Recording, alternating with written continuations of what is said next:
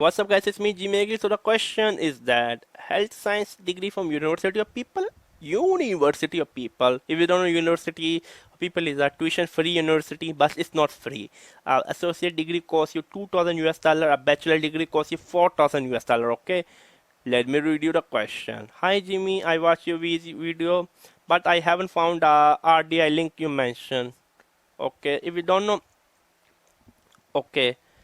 Yeah, I mean, personally, I do not recommend the health science. I mean, when you get a health science degree, mostly you're not going to become a doctor, you're not going to become a nurse, you're just going to work in the health sector.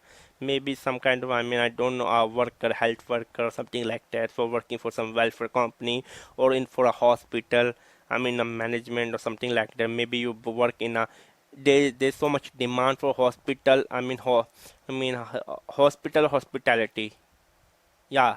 Sorry, no. Hospital tourism, sorry. Medical tourism. There's so much, I mean, demand, I mean, nowadays. So the only thing I recommend if you cannot go to a full-time university college, RDI Health Science. I mean, I will throw the link below. I hope this answers the question. It was me, Jimmy.